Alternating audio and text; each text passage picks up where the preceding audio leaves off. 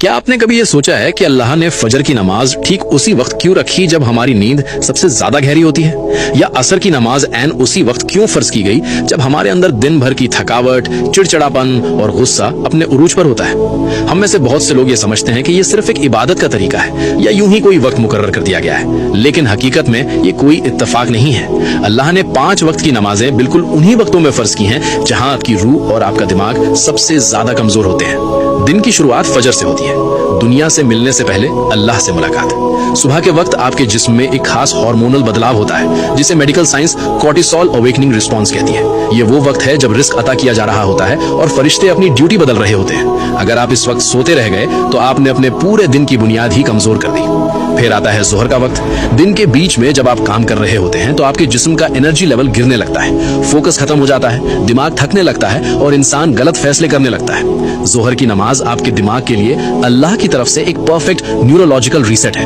یہ آپ کے دماغی بوجھ کو ختم کر کے آپ کی توجہ کو دوبارہ بیلنس کرتی ہے۔ اب بات کرتے ہیں عصر کی، جسے جذباتی کمزوری کا وقت کہا گیا ہے۔ شام سے پہلے کے اس وقت میں انسان اکثر غصے میں ہوتا ہے، دوسروں پر بڑھاس نکالتا ہے اور سب سے زیادہ غلطیاں کرتا ہے۔ اسی لیے اللہ نے قرآن کی سورہ العصر میں وقت کی قسم کھائی ہے۔ عصر کی نماز ایک حفاظتی رکاوٹ ہے جو آپ کو جذباتی طور پر ٹوٹنے سے بچاتی ہے۔ اس سے پہلے کہ ہم مغرب اور عشاء کے ایک بہت بڑے راز کی طرف بڑھیں، اس ویڈیو کو ابھی اپنے دوستوں اور عزیزوں کے ساتھ شیئر ضرور کریں تاکہ وہ بھی نماز کی اس خوبصورت حقیقت کو سمجھ سکیں۔ مغرب، بدلتے ہوئے لمحوں کا وقت۔ جب سورج غروب ہوتا ہے تو آپ کا دماغ دن کی رفتار سے نکل کر آرام کی طرف جانے لگتا ہے۔ یہ ایک ایسا ٹرانزیشن کا وقت ہے جس کے بارے میں ہمارے پیارے نبی حضرت محمد صلی اللہ علیہ خاص طور پر تنبیہ فرمائی ہے۔ جب رات داخل ہوتی ہے تو غیب کی مخلوق زیادہ ایکٹیو ہو جاتی ہے۔ مغرب صرف ایک نماز نہیں بلکہ اندھیرے کی دہلیز پر ملنے والی ایک مضبوط حفاظت ہے۔ اور آخر میں عشاء، اندر کی دنیا کی حفاظت۔ جب اندھیرا چھا جاتا ہے تو انسان کے اندر اوور تھنکنگ بڑھنے لگتی ہے، دل پر ایک عجیب سا جذباتی بوجھ محسوس ہوتا ہے۔ اسلام میں نیند کو ایک چھوٹی موت کہا گیا ہے جہاں آپ کی روح قبض کی جاتی ہے۔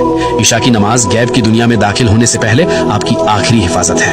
یاد رکھیے، جب آپ کوئی نماز چھوڑتے ہیں تو آپ صرف ایک فرض نہیں چھوڑتے بلکہ آپ وہ خاص لمحہ کھو دیتے ہیں جو خالق نے آپ کو سنبھالنے اور سکون دینے کے لیے بھیجا تھا۔ یا اللہ ہم سب کو اور ہماری نسلوں کو 5 وقت کی نماز قائم کرنے والا بنا دے۔